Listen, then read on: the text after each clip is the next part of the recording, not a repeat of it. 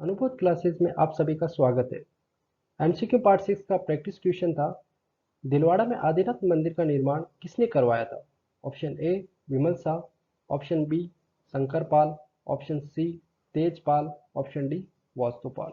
तो इसका सही आंसर क्या होगा? विमल शाह। किसने करवाया था दिलवाड़ा में आदिनाथ मंदिर का निर्माण? विमल शाह ने करवाया था। और कब करवाया था? 1031 ईस्वी में करवाया था। कब करवाया था? 1031 ईस्वी में करवाया था।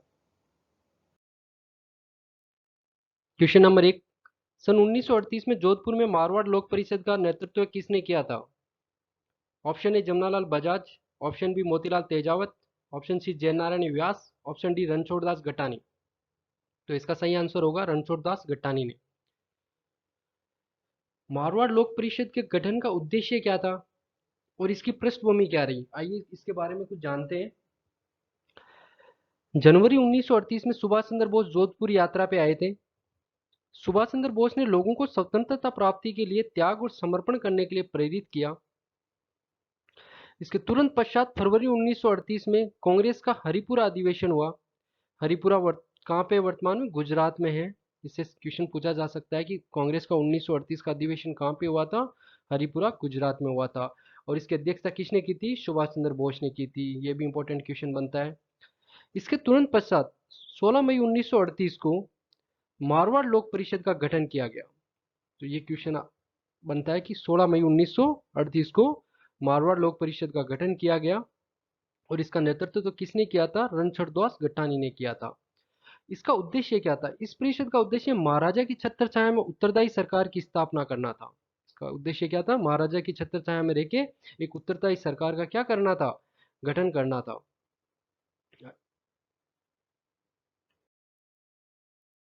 क्वेश्चन नंबर 2, भील आंदोलन से संबंधित क्षेत्र है। Option A Sirohi, option B Danta, option C Palanpur, option D उपरोक्त सभी। तो इसका सही आंसर क्या होगा? उपरोक्त सभी। दो मुख्य भील आंदोलन हुए, जिनमें से एक था भगत आंदोलन, जो कब हुआ था? 1883 ईस्वी में। और इसका नेतृत्व किसने किया था? गोविंद गिरी ने किया था। राजस्थान का भील बाहुल्य क्षेत्र डूंगरपुर और बांसवाड़ा रहा इस आंदोलन का केंद्र। इस आंदोलन से 1883 में सम सभा की स्थापना हुई। तो यहाँ से ये बहुत इंपॉर्टेंट फैक्ट बन के आते हैं कि भगत आंदोलन कब हुआ था? 1883 ईस्वी में हुआ था। किसके नेतृत्व में? गोविंद गिरी के नेतृत्व में हुआ था। और इसी आंदोलन से 1883 में किसकी स्थापना हुई थी? सम सभा की। तो ये भी इंपॉर्टेंट फैक्ट आप ध्यान में रखना। यहाँ से अक्सर क्वेश्चन पूछा जाता है कि सम सभा की स्थापना कब हुई थी? 1883 में। और किसके नेतृत्व में हुई थी? गोविंद गिरी के नेतृत्व में हुई थी। और गोविंद गिरी के नेतृत्व में होने के कारण इसे सन्यासी आंदोलन भी कहा जाता है। तो ये भी एक इंपॉर्टेंट क्वेश्चन बनता है कि कौन से आंदोलन को सन्यासी आंदोलन कहा जाता है? कौन से आंदोलन को? तो भगत आंदोलन को, जो कब हुआ था? 1883 ईस्वी में। इसको अन्य किस नाम से जाना जाता है?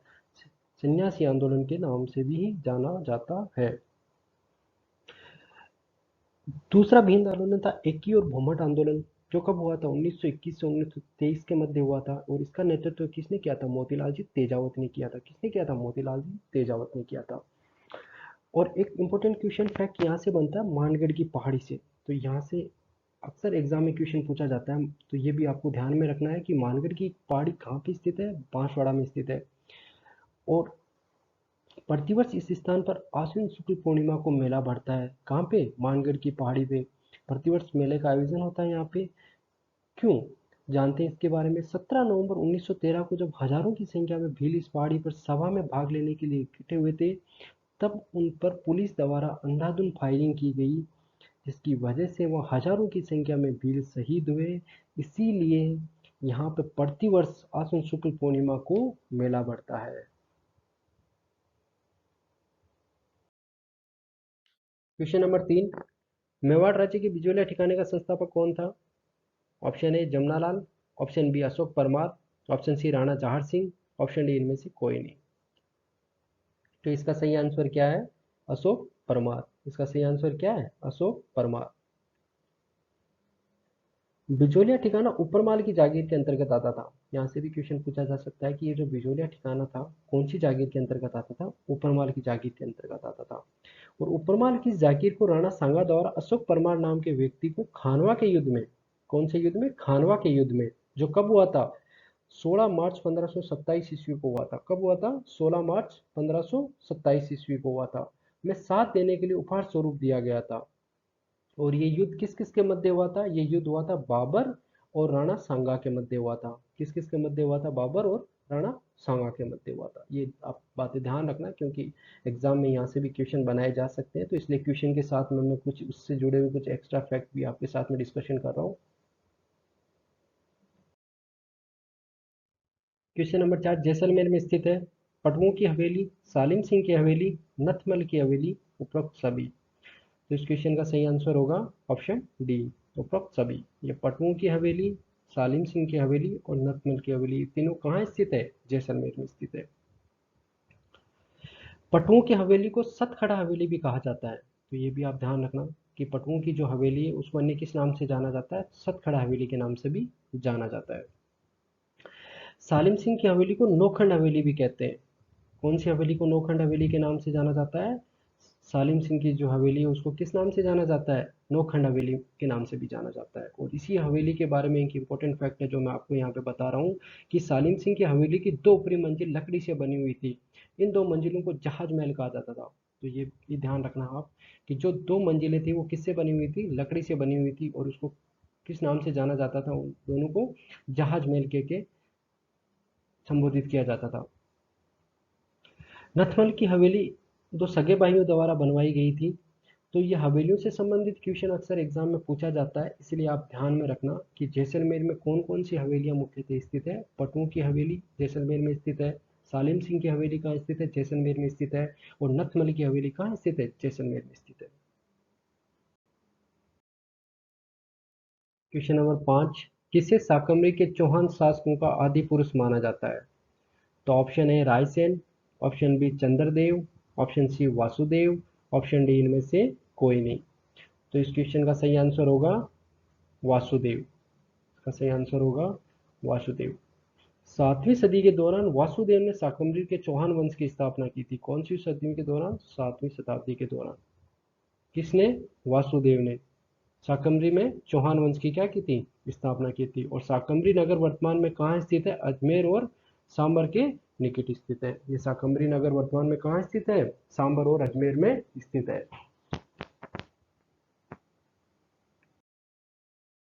क्वेश्चन नंबर 6 जालोर दुर्ग का निर्माण किस राजवंश के शासकों द्वारा करवाया गया था? इसके ऑप्शन है ए राठौर वंश, ऑप्शन बी परमार वंश, ऑप्शन सी चौहान वंश, ऑप्शन डी कछुआ वंश। तो इसका सही आंसर क्या होगा? परमार वंश। किनके द्वारा? परमार वंश के द्वारा जालोर दुर्ग का निर्माण करवाया गया था। जालोर दुर्ग के इतिहास में भी इस बात को मेंशन किया हुआ है, तो आप उसका भी वीडियो देख सकते हैं। आइए देखते हैं परमार वंश के बारे में कुछ अन्य फैक्ट। परमार वंश में राजा भोज, विक्रमादित्य जैसे वीर पुरुषों ने जन्म लिया। भर्तृहरि जैसे संतों ने भी इस वंश में जन्म लेकर इसके गौरव को बढ़ाया। उत्तर भारत के परमारों की कुल देवी सच्चाई माता है। कौन सी माता? सच्चाई माता। तथा उज्जैन के परमारों की कुल देवी कौन सी माता है? काली माता। तो ये बात आप ध्यान में रखना। यहाँ से अक्सर क्वेश्चन पूछा जाता है सच्चाई माता से कि सच्चाई माता कौन से वंश की कुल देवी है? परमार वंश की कुल देवी है।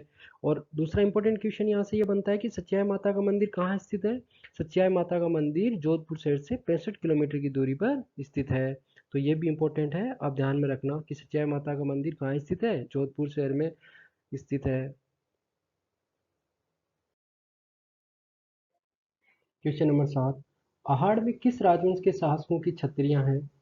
Option A Chauhan, option B Rathore, option C Sisodia और ऑप्शन डी कछावा। तो इस क्वेश्चन का सही आंसर होगा सिसोदिया। कौन से राजवंश की? सिसोदिया राजवंश की। सिसोदिया राजवंश के बारे में कुछ फैक्ट देखते हैं। सिसोदिया गोहिल वंश की उपशाखा है जिसका राजस्थान के इतिहास में महत्वपूर्ण स्थान है। राहब जो कि चित्तौड़ के गोहिल वंश के राजा के पुत्र थे। कौन? राजा राहब किसके? चित्तौड़ के गोहिल वंश के राजा के पुत्र थे। सिसोदा ग्राम में आकर बस गए थे, जिससे उनके वंशज क्या कहलाए? सिसोदिया कहलाए। क्या कहलाए? सिसोदिया कहलाए।